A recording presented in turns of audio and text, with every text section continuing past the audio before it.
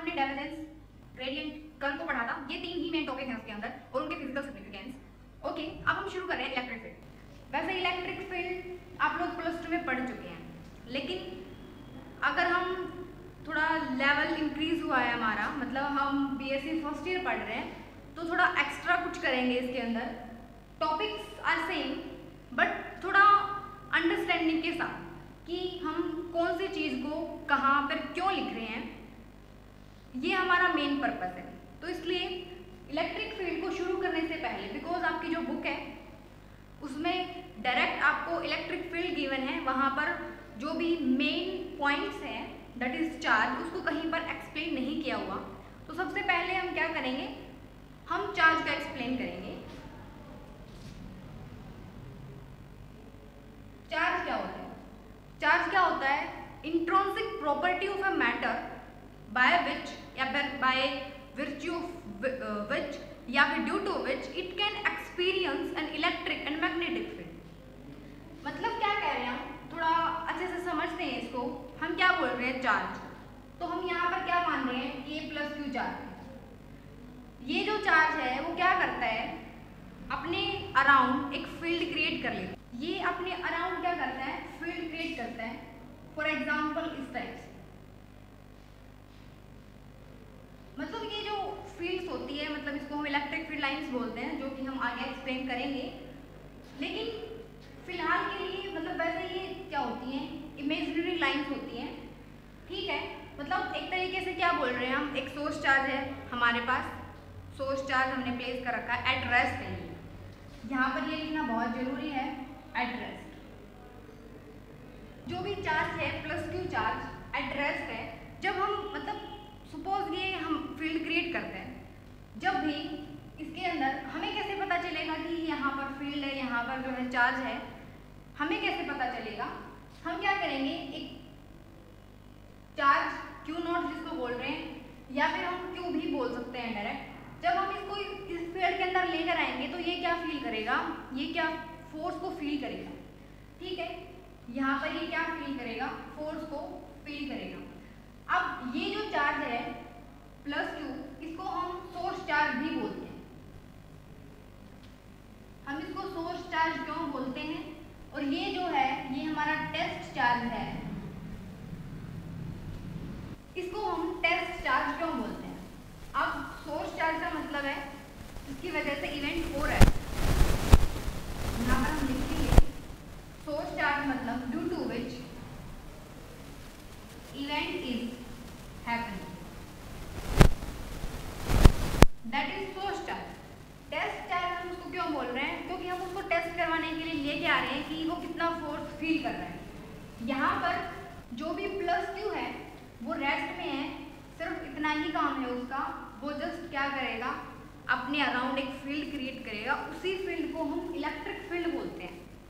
ये इसकी डेफिनेशन है, फॉर्मूला अभी हम ड्राइव करेंगे।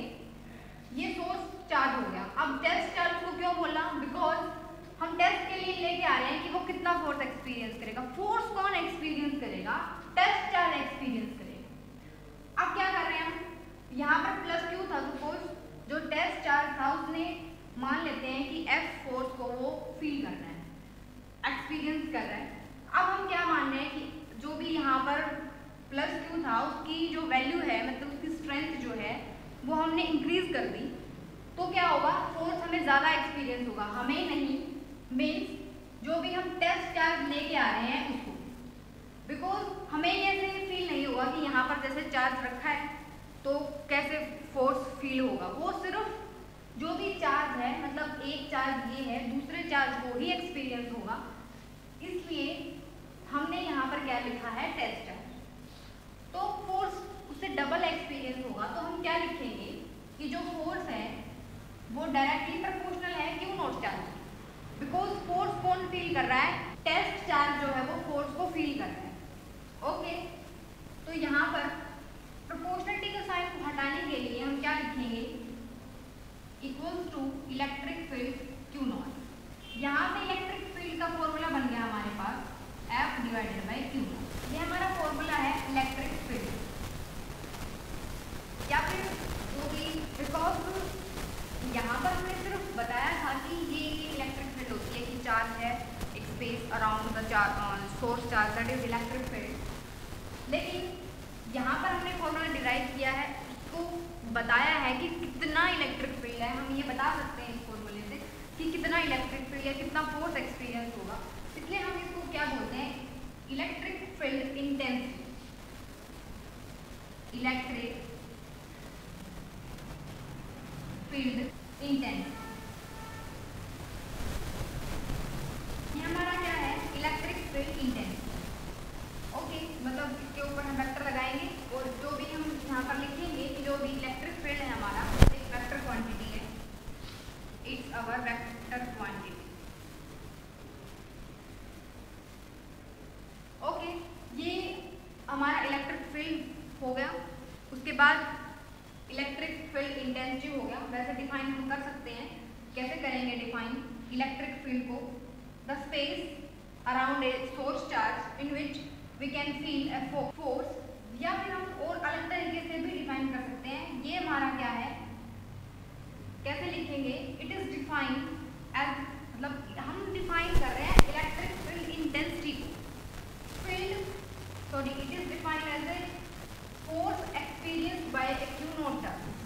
सिंपल हम इतना भी बोल सकते हैं, that is our electric field intensity. अगर हम इसकी यूनिट लिखना चाहें तो हम इसकी यूनिट कैसे लिखेंगे, जो भी फोर्स है उसकी यूनिट क्या होती है, न्यूटन, और जो भी चार्ज है उसकी यूनिट क्या होती है, कूलाम। तो यहाँ पर ये हमारी यूनिट होगी, न्यूटन पर कूलाम बोलेंगे। ये हमारा था इलेक्ट्रिक फील्ड के बारे में। उसके बाद आते हैं इलेक्ट्रिक फील्ड लाइन। जो भी बुक है आपकी उसमें चार्ज से रिलेटेड या फिर इलेक्ट्रिक फील्ड लाइन से रिलेटेड कुछ इवन नहीं है, बिकॉज उसको आप प्लस 2 में भी पढ़ चुके हैं। लेकिन चैप्टर स्टार्ट कर रहे हैं तो हम उसको कंप्लीट करने के लिए जो भी उसके सब टॉपिक्स हैं वो कवर करना भी बहुत ज़रूरी है। जो भी मेन टॉपिक है वो हमारा इस तरीके से आता है, अगर हम एग्जाम की बात करें, कि electric field due to an spherical symmetric, कोई भी स्फेयर है या फिर जैसे स्फेरिकल सेल गिवन होगा, स्फेयर गिवन होगा, वहाँ पे हमें इलेक्ट्रिक फील्ड निकालना होगा। लेकिन उससे पहले, वहाँ तक पहुँचने से पहले, बिकॉज उसमें जो भी टर्म्स यूज होंगी, इलेक्ट्रिक फील्ड लाइंस है, एरिया वेक्टर है, एंड कैप जिसको बोलते हैं, वो हमें पता होना चाहिए कि वो कैसे आए हैं, हमने कैसे लिखे हैं। ऐसे डायरेक्ट हम नहीं लिख सकते। इसलिए हम आज के लेक्चर में जो भी शॉर्ट या फिर टॉपिक्स हैं, छोटे छोटे टॉपिक्स हैं, उनको डिस्कस करेंगे। देन हम डायरेक्ट जो भी क्वेश्चन पेपर में जिस तरीके से क्वेश्चन आते हैं वैसे स्टार्ट करेंगे। तो ये था हमारा इलेक्ट्रिक फील्ड के बारे में हो गया, चार्ज के बारे में हो गया। उसके बाद हम डिफाइन करना चाहते हैं electric field lines. Electric field lines क्या होती हैं, जैसे हम यहीं पे समझ लेते हैं। यहाँ पर हमने क्या लिखा है, +2 चार्ज लिखा है, उसके अराउंड हमने ऐसे डॉट डॉट डॉट से बनाए हैं। ये डॉट डॉट डॉट से क्या होता है, ऐसे ही नहीं बना दिए हमने ये। इसको हम क्या बोलते हैं, जो भी स्पेस है इसके अराउंड उसको इलेक्ट्रिक फील्ड बोलना है। जो भी इसका एक्चुअल नेम है वो क्या होता है, electric field lines.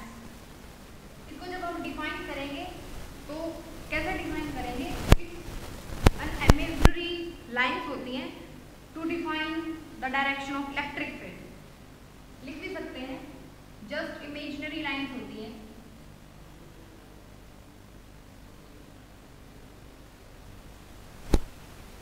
Imaginary lines to define the direction of electric. हम कंप्लीट लिखते हैं इलेक्ट्रिक फील्ड। अगर हम लेक्चर में कहीं पे भी ऐसे लिख रहे हैं तो इसका मतलब हमारा इलेक्ट्रिक फील्ड से ही है। तो हमारा काम क्या है, इलेक्ट्रिक फील्ड लाइंस को समझना है। जस्ट इमेजिनरी लाइंस होती हैं, इन रियल एग्जिस्ट नहीं करती, जस्ट इमेजिनरी लाइंस हैं। हम डायरेक्शन बताते हैं इलेक्ट्रिक फील्ड की। फॉर एग्जांपल ये हमारा +2 चार्ज है, यहाँ से जो है वो बहुत सारी इमेजिनरी लाइंस हैं जो कि फील्ड्स बनाती हैं। तो ये हमारी सिंपल इलेक्ट्रिक फील्ड लाइंस है। इसकी कुछ प्रॉपर्टीज होती हैं, वो प्रॉपर्टीज करने से पहले हम एक बार ही देखते हैं। सपोज यहाँ पर +2 चार्ज है, क्या ये जो +2 चार्ज हमने लिखा है, यहाँ की बात करें, अगर ये जो भी Q है, मतलब जो भी टेस्ट चार्ज है अगर यहाँ है, एक बार हम इसको अच्छे से बनाते हैं। जो भी इलेक्ट्रिक फील्ड लाइंस हैं इस तरीके से ये बहुत दूर तक जा रही होती है, मे बी इनफाइनाइट। एक जो भी चार्ज है वो यहाँ पर रखा है, एक जो टेस्ट चार्ज है वो यहाँ पर रखा है। तो कौन सा ज़्यादा फोर्स एक्सपीरियंस करेगा यहाँ पर, या फिर इलेक्ट्रिक फील्ड जो है वो आर के जो भी डिस्टेंस है दोनों के बीच में वो कैसे प्रोपोर्शनलिटी होती है उसके अंदर, डायरेक्टली इनडायरेक्टली, इस तरीके से। जब हम यहाँ की बात कर रहे हैं, यहाँ पे अगर हम ड्रा करें तो यहाँ पर हमारी 2 इलेक्ट्रिक फील्ड लाइन्स को कवर कर रहा है, या फिर हो सकता है 3 या 4 भी हो। हमने जस्ट यहाँ पर कम ही बनाई है, लेकिन अगर हम इस चार्ज की बात कर रहे हैं, यहाँ पर इलेक्ट्रिक फील्ड लाइन्स कम हो रही है, मतलब जहाँ पे भी चार्ज क्यू प्लेस्ड है अगर हम उससे दूर जा रहे हैं तो क्या होगा, इलेक्ट्रिक फील्ड या जो फोर्स है वो हमें कम एक्सपीरियंस होगा, मीन्स इनवर्सली प्रोपोर्शनल। ओके, अभी हम इलेक्ट्रिक फील्ड का जब फॉर्मूला लिखेंगे तभी हम पता चलेगा। तो भी हमारा इलेक्ट्रिक फील्ड का फॉर्मूला होता है वो क्या होता है, 1/4 एप्सिलॉन क्यू बाय आर। तो यहाँ पे हमारा यूनिट वेक्टर होता है। ये जो फॉर्मूला लिखा है हमने वो हम कैसे लिखते हैं, जो भी हमने यहाँ पर फॉर्मूला लिखा है वो हम कैसे लिखते हैं, यहाँ पर एक हम ऐसे बनाते हैं, मतलब फॉर एग्जांपल जो भी क्यू है हमारा, ऐसा नहीं है कि उसकी कोई भी डिस्टेंस ले लेंगे हम, हमें क्या करना पड़ेगा, एक ओरिजिन को चूज करना पड़ेगा, तभी हम डिफाइन कर सकते हैं। जैसे कि हम यहाँ पर शो करते हैं,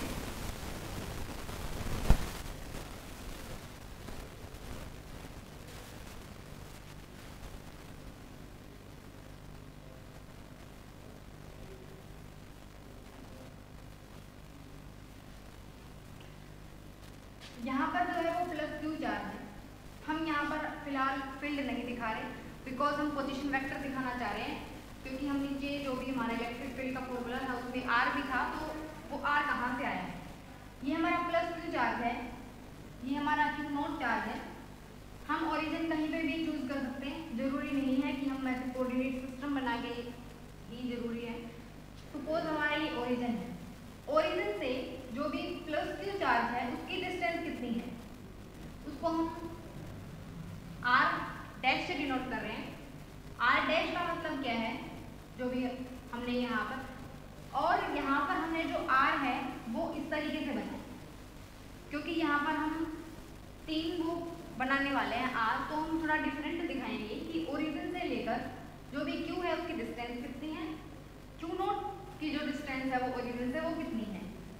आर का मतलब क्या है, सॉरी आर डैश का मतलब क्या है, पोजीशन वेक्टर। जो भी आर डैश है पोजीशन वेक्टर है origin to source charge, origin to source charge. और जो भी हमारा आर लिखेंगे हम ओरिजिन से लेकर क्यू तक, ये जो डिस्टेंस है इसको हम सिंपली आर लिख रहे हैं, सिंपली आर। तो हम यहाँ पर आर को भी डिफाइन कर सकते हैं। यहाँ पर हमारा जो ये आर है वही लिखना है, और ओरिजिन से क्यू तक ये भी हमें यही लिखना है। पोजीशन वेक्टर ओरिजिन से टेस्ट चार्ज तक हम लिख सकते हैं आराम से। अब यहाँ पर जो भी क्यू से क्यू नॉट की जो डिस्टेंस है इसको इससे मिलाएंगे, मतलब ये जो इन दोनों के बीच की डिस्टेंस है उसको हम बोल रहे हैं इस आर से। जो भी तीनों आर है वो हमारे डिफरेंट हैं, इसको एक बार ध्यान से देखिए, ये अलग आर है, ये अलग आर है, ये अलग आर है हमारा। जो भी फॉर्मूले में जो भी आर होता है वो क्या होता है, जो भी सोर्स चार्ज है और जो क्यू नॉट चार्ज है उन दोनों के बीच की डिस्टेंस होती है, ठीक है। तो यहाँ पर हम जो भी करली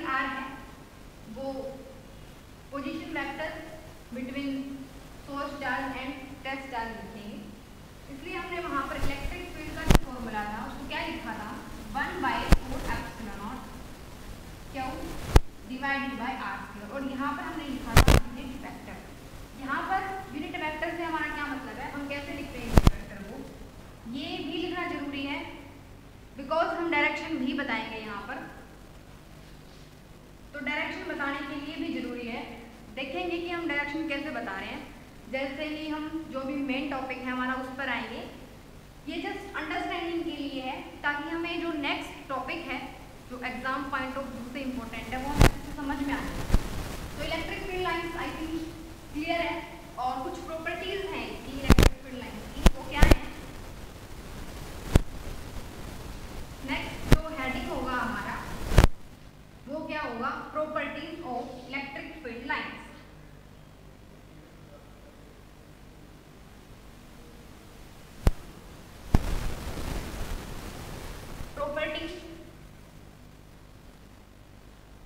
प्रॉपर्टीज के अंदर क्या होगा, प्रॉपर्टीज में फर्स्ट प्रॉपर्टी यही आती है। For example plus Q charge है, प्लस है, प्लस में क्या होता है, जो भी इलेक्ट्रिक फील्ड लाइंस हैं वो क्या करती हैं, बाहर निकलती। ऐसा क्यों लिख रहे हैं हम, बिकॉज इसका जो पोजीशन वेक्टर है वो बाहर की तरफ बनेगा। मतलब अगर हम ऐसे बनाएंगे तो इसका जो पोजीशन वेक्टर है वो ऐसे बनता है, मतलब आउटवर्ड डायरेक्शन में। इसलिए यहाँ पर जो भी पॉजिटिव चार्ज है उससे इलेक्ट्रिक फील्ड क्या होती है, बाहर निकली हुई। ओके, यहाँ पर आर कैप बोलते हैं इसको, मतलब डायरेक्शन को शो करने के लिए। जस्ट सपोज यहाँ पर कोई भी सरफेस है, अगर हमें उसका एरिया वेक्टर बताना है या फिर उसका यूनिट वेक्टर बताना है तो हम कैसे बताएंगे। सपोज कोई भी एक सरफेस है, जो भी उसका एरिया वेक्टर होता है सरफेस के आउटवर्ड ही होता है, मतलब टुवर्ड आउटवर्ड्स ही उसका एरिया वेक्टर होता है।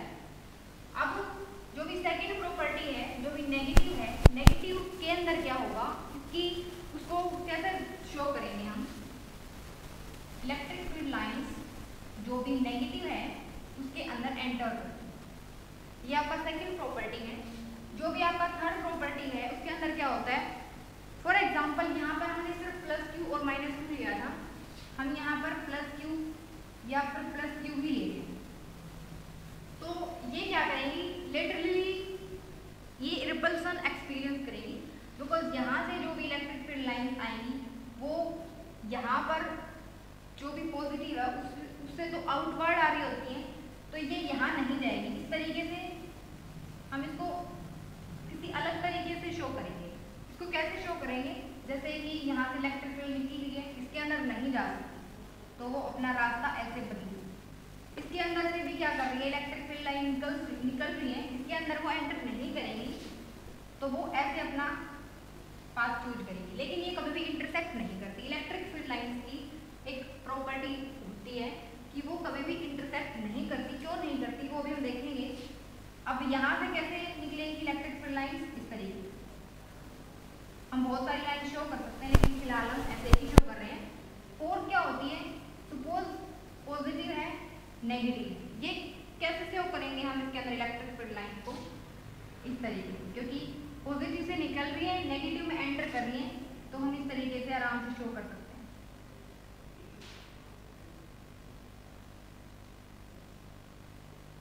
जो भी एरो बनानी है वो बहुत ध्यान से बनाएंगे हम, बिकॉज एरो ही हमें बताती है कि जो डायरेक्शन है वो कहाँ से कहाँ तक है।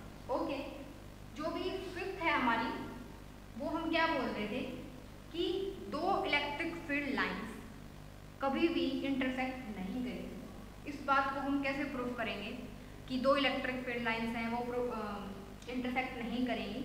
मान लेते हैं कि दो इलेक्ट्रिक फील्ड लाइंस हैं वो इंटरसेक्ट कर रही। ओके, तो जब भी हम इसकी डायरेक्शन बताएंगे, मतलब अगर तो ये इलेक्ट्रिक फील्ड लाइन थी हमारी, इसकी अगर डायरेक्शन बता रहे हैं तो अलग तरीके से, मतलब दोनों, सपोज कि यही हमारी इलेक्ट्रिक फील्ड लाइन है, अगर हमें इसकी डायरेक्शन बतानी है तो डायरेक्शन कैसे बताते हैं, इसके ऊपर टेंजेंट को ड्रा करके। टेंजेंट कैसे ड्रा करते हैं, इस तरीके से। तो इसका मतलब वो जो टेंजेंट ड्रा हमने किया है ना, वो टेंजेंट हमें क्या देता है, डायरेक्शन देता है इलेक्ट्रिक फील्ड लाइन। तो यहाँ पर जब भी टेंजेंट ड्रा करेंगे तो वहाँ पर हमें एक ही पॉइंट पर दो डायरेक्शन मिलेंगी इलेक्ट्रिक फील्ड लाइन की, लेकिन ऐसा पॉसिबल नहीं है। जो भी टेंजेंट ड्रा कर रहे हैं मतलब इलेक्ट्रिक फील्ड लाइन की एक ही डायरेक्शन होती है, कभी भी इंटरसेक्ट नहीं करेंगी। वो इंटरसेक्ट अगर होगी तो इसका मतलब है एक ही पॉइंट पे हमें दो डायरेक्शन मिल रही है, which is not possible. Okay, ये हमारी थी इलेक्ट्रिक फील्ड लाइन की प्रॉपर्टीज। आप पढ़ चुके हैं, जस्ट फॉर कंप्लीट करने के लिए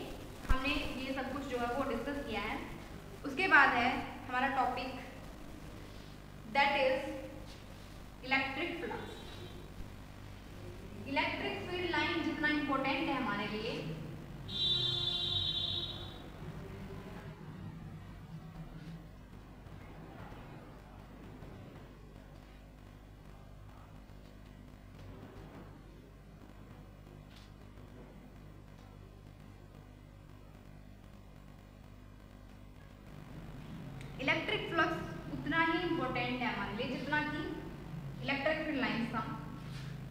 तो हमारा टॉपिक है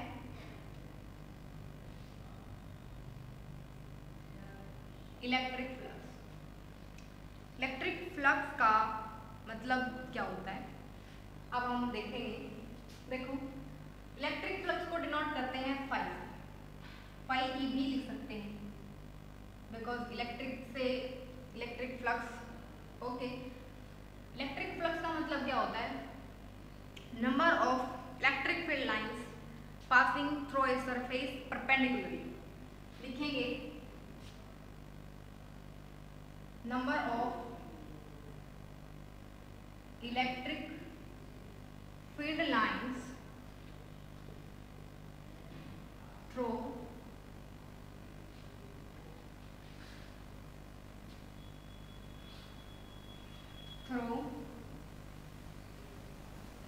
सरफेस। और यहाँ पर जो भी सरफेस है हमारा वो हमारा क्लोज सरफेस होता है, वो हम थ्योरम के अंदर करेंगे परपेंडिकुलर।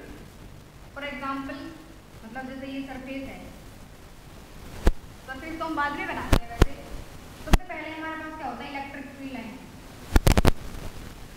अब अगर हम सरफेस ड्रा कर रहे हैं तो हम मतलब इलेक्ट्रिक फ्लक्स का मतलब ही क्या है हमारे पास कि कितनी number of electric field lines जो है वो इसके अंदर क्लोज हैं। क्या लिखा है हमने? Number of electric field lines through a close surface perpendicularly.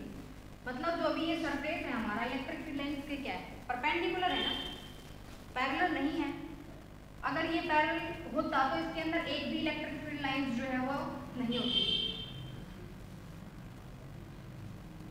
Means हम क्या कहना चाह रहे हैं, अगर ये जो भी सरफेस है मतलब अगर ये इलेक्ट्रिक फील्ड लाइन इस तरीके से होती तो वो केस कुछ डिफरेंट ही होता। लेकिन हम यहाँ पर जो भी हमारी डेफिनेशन है वो क्या है कि कितनी number of electric field lines close surface के अंदर से क्रॉस कर रही है, मतलब कितना कंटेन कर रहा है जो भी सरफेस है, उसको हम क्या बोलते हैं? इलेक्ट्रिक फ्लक्स बोलते हैं। डिनोट कैसे करते हैं? फाई ई से अभी डिनोट किया था हमने। ओके, यहाँ पर जो भी फाई ई है उसका मतलब क्या है? इलेक्ट्रिक फ्लक्स है। हम कैसे लिखते हैं इसको? E into D S. E into D S का मतलब क्या है? यहाँ पर E डॉट डी एस से हमारा मतलब है कि जो भी कितनी नंबर, यहाँ पर हमने क्या लिखा है? Number of electric field lines passing through. यहाँ पर हमारा एक वर्ड मिसिंग है, that is passing through the close surface perpendicularly. Okay, यहाँ पर अगर हमारा सरफेस क्लोज है तो यहाँ पर हम किस तरीके से बनाएंगे? जो भी हम ये से गोला बना रहे हैं ये किसके लिए शो कर रहे हैं? और क्लोज सरफेस के लिए। ओके, तो फाई ई हो गया हमारा, इस तरीके से आता है। अब हम जो भी इलेक्ट्रिक फ्लक्स है कैलकुलेट कैसे करते हैं? क्या सिर्फ इस बात पे ही डिपेंड करता है कि इलेक्ट्रिक फील्ड लाइंस कितनी थी, जो भी सरफेस है वो कितना लिया है? इस तरीके से कैसे डिपेंड करता है? फॉर एग्जांपल जो भी इलेक्ट्रिक फील्ड है वो ये है, हम और ज़्यादा बना देते हैं। अब इलेक्ट्रिक फ्लक्स किन किन बातों पे डिपेंड करता है कि कितना आएगा, मतलब कितनी number of electric field lines आएंगी हमारे पास। और एक और डेफिनेशन बन सकती है यहाँ से इलेक्ट्रिक फील्ड की। फाई ई का मतलब क्या है? Number of electric field lines. Phi E का मतलब यहाँ पर क्या है? Number of electric field lines. यही मतलब है हमारा फाई ई से। डीएस मतलब क्या है? डीएस मतलब वहां पर एरिया है। तो यहाँ से अगर हम सिंपली इलेक्ट्रिक फील्ड को किसी और तरीके से डिफाइन करना चाहें तो हम ऐसे भी कर सकते हैं, number of electric field lines divided by area, या फिर number of electric field lines per unit area को भी हम इलेक्ट्रिक फील्ड बोल सकते हैं। ओके, हम क्या कर रहे थे? सिंपली कर रहे थे कि फ्लक्स किस चीज पर डिपेंड करती है? इलेक्ट्रिक फील्ड पे कैसे डिपेंड करती है, सरफेस पे कैसे डिपेंड करती है। उसके बाद हम एक फैक्टर और है जो यहाँ हमें फिलहाल दिखाई नहीं दे रहा है, लेकिन वो भी उसके अंदर इंक्लूड होता है। यहाँ पर हमने इलेक्ट्रिक फील्ड लाइंस बना दी। अब अभी तक हमने सिर्फ कितनी है 1 2 3 4 5 6 7 8 9, यहाँ पर सिर्फ 9। मतलब अगर हम और ज़्यादा इलेक्ट्रिक फील्ड लाइंस बढ़ा दें, कैसे बढ़ाएंगे? चार्ज को डबल करके, उसकी स्ट्रेंथ को इंक्रीज करके। सपोज हमने यहाँ पर कितनी कर दी, 9 थी वो हमने 10 कर दी, सॉरी 11 हो गई अब तो ये जो वैल्यू है वो हमारी क्या आएगी? ज़्यादा आएगी, मतलब फ्लक्स जो है वो ज़्यादा आएगा हमारा। लेकिन फील्ड लाइंस ठीक है, हम यहाँ इतने पे पहुँच गए, लेकिन जो भी सरफेस है, अगर ये सरफेस ये ना बना के कोई दूसरा सरफेस बनाते, फॉर एग्जाम्पल इतना ही बनाते, तो इसके अंदर हमारी कितनी इलेक्ट्रिक फील्ड लाइंस कवर हो रही है? पहले के कंपैरिजन में कम कवर हो रही है। तो फ्लक्स उस बात पे भी डिपेंड करेगा। फ्लक्स मतलब कितना नंबर है इसके अंदर, number of electric field lines इस सरफेस के अंदर, वो हमारा फ्लक्स है। क्या सिर्फ इन दो बातों पे या फिर दो फैक्टर पे ही फ्लक्स डिपेंड करता है? नहीं। फिलहाल जो पोजीशन है थीटा की पोजीशन की बात करें, जो भी इलेक्ट्रिक फील्ड है वो हमारा इस तरीके से है, और जो भी सरफेस है वो हमारा ऐसे रखा हुआ है। तो सिंपली यहाँ पर जो भी फ्लक्स की वैल्यू आएगी, ठीक है। अब अगर इसको हम थोड़ा ऐसे कर दें, मतलब ये जो भी फील्ड लाइंस हैं और सरफेस है उसके बीच में एंगल अगर थीटा हो, तो क्या तब भी जो भी फ्लक्स है वो हमारी उतनी ही आएगी? नहीं, वो थोड़ी डिफरेंट आएगी। इसलिए जो भी अगर हम इसको खोल के लिखना चाहें तो क्या आएगा? E into S cos theta. Okay, इसलिए जो भी फ्लक्स है वो थीटा के ऊपर भी डिपेंड करता है। आई थिंक जो भी इलेक्ट्रिक फ्लक्स है वो क्लियर है। डिपेंड करता है इलेक्ट्रिक फील्ड लाइंस के ऊपर भी, सरफेस एरिया के ऊपर भी, और थीटा के ऊपर भी। ओके, अब हम नेक्स्ट चलते हैं। जो भी हमारा एग्जाम में क्वेश्चन आएगा वो किस तरीके से आएगा।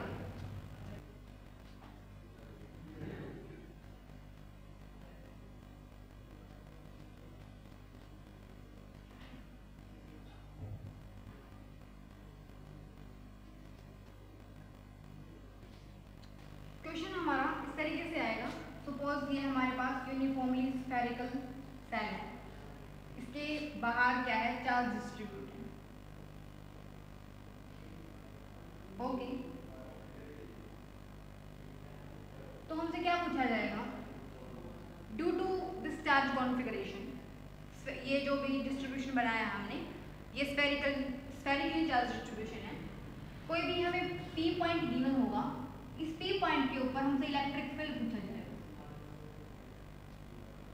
वो पूछ सकता है जो भी हमने ये फिगर बनाई है, इसके अंदर भी ये पी पॉइंट कहाँ पर सिचुएटेड हो सकता है, ये बोलना चाह रहे हैं। जो भी हमारा पी पॉइंट है वो चार्ज कॉन्फ़िगरेशन के बाहर भी हो सकता है। सपोज ये जो रेडियस है वो हम आर मान रहे हैं, तो हमसे कैसे पूछा जाएगा? फर्स्ट पॉइंट में पूछा जाएगा कि इलेक्ट्रिक फील्ड निकालो at R is less than R. मतलब एक ऐसा आर होगा, अभी हम बनाएंगे, एक ऐसा आर होगा जो भी छोटा होगा आर से, तब इलेक्ट्रिक फील्ड बताओ। Second thing, electric field at R greater than R, और जो भी थर्ड है हो सकता है कि वो इलेक्ट्रिक फील्ड, मतलब यहाँ पर क्या मतलब है हमारा इस बात से कि जो भी इलेक्ट्रिक फील्ड है इस कंडीशन में, इलेक्ट्रिक फील्ड इस कंडीशन में, मतलब अगर ये पी पॉइंट सपोज यहाँ सिचुएटेड है तब हमारा इलेक्ट्रिक फील्ड कितना होगा, अगर ये पी पॉइंट हमारा यहाँ सिचुएटेड है तो इलेक्ट्रिक फील्ड कितना होगा, और अगर ये पी पॉइंट सरफेस के ऊपर ही सिचुएटेड है तो हमारा इलेक्ट्रिक फील्ड कितना होगा at R equals to R. Okay, exam में हमारा क्वेश्चन इस तरीके से आएगा, लेकिन यहाँ पर बहुत सारी चीज़ें हैं अभी तक जो हमें नहीं पता। हम अभी तक पहुँचे हैं सिर्फ इलेक्ट्रिक फ्लक्स तक। उससे पहले एक टॉपिक और आता है हमारा, that is goes theorem. Goes theorem, goes theorem जब तक नहीं आएगी हमें, बिकॉज इसको हम गोस थ्योरम या फिर गोस लॉ भी बोलते हैं, जब तक हमें ये नहीं आता हम इस टॉपिक को नहीं कर सकते। और इससे पहले सॉरी गोस लॉ करने के बाद एक फैक्टर और है, मतलब एक टर्म है जिसको डिफाइन करना और समझना बहुत ज़रूरी है, क्योंकि जो हमने यहाँ पर ऐसे लिखा है ना, R less than R, R greater than R, इस बात का क्या मतलब है? ये जो भी एक आर है वो हमने ये बनाया है, लेकिन जो दूसरा आर है वो ये आर हमने कौन सा बनाया है, तो उसको समझते हैं। हम क्या डिफाइन करना चाह रहे हैं, गॉस लॉ को डिफाइन करना चाहते हैं। गॉस लॉ क्या होता है, जो भी हमारा गॉस लॉ है वो क्या है, रिलेटेड टू इलेक्ट्रिक फ्लक्स ही है, बिकॉज इसलिए हमने उससे पहले क्या किया है, मतलब इस टॉपिक से पहले क्या किया है, इलेक्ट्रिक फ्लक्स को बताया है। तो फ्लक्स का मतलब क्या होता है, अभी हम यही मान लेते हैं कि ये हमारी एक क्लोज कॉन्फ़िगरेशन है, इसके अंदर क्या रखा हुआ है, क्यू चार्ज रखा हुआ है। तो गॉस थ्योरम हमारी क्या कहती है कि जो भी फाई ई है वो हमारी वैल्यू किसके बराबर होगी, E into D S equals to Q by epsilon. यहाँ पर बड़ा क्यों लिखी, because it's a source charge. ये हमारे लिए बहुत इंपॉर्टेंट, ये हमने क्यों लिखा है, क्योंकि हम इलेक्ट्रिक फील्ड को फाइंड आउट करना चाह रहे हैं, इसलिए हमने लिखा है।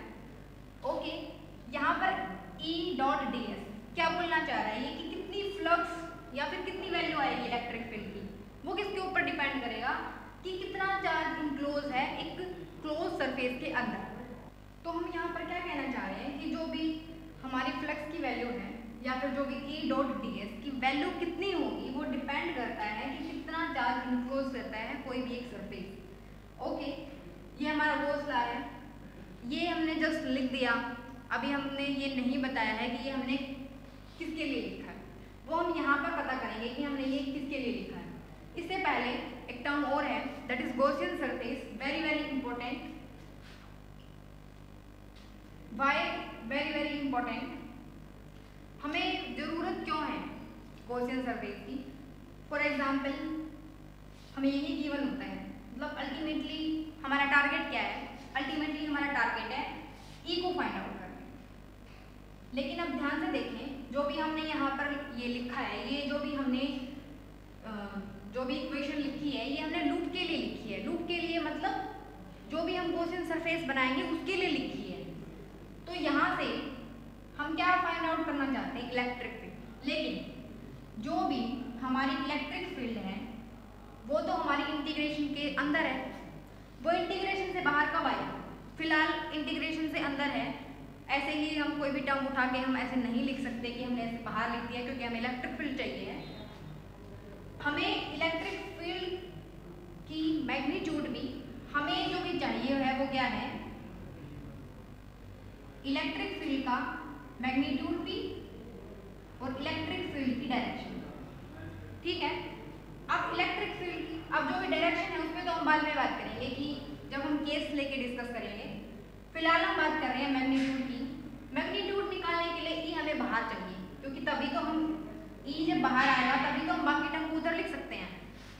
इलेक्ट्रिक फील्ड बाहर लिखने का मतलब क्या है, इलेक्ट्रिक फील्ड कांस्टेंट होना चाहिए, और सबसे पहले तो हम इस डॉट को ही हटाएं, तभी हम इलेक्ट्रिक फील्ड को बाहर लिख सकते हैं।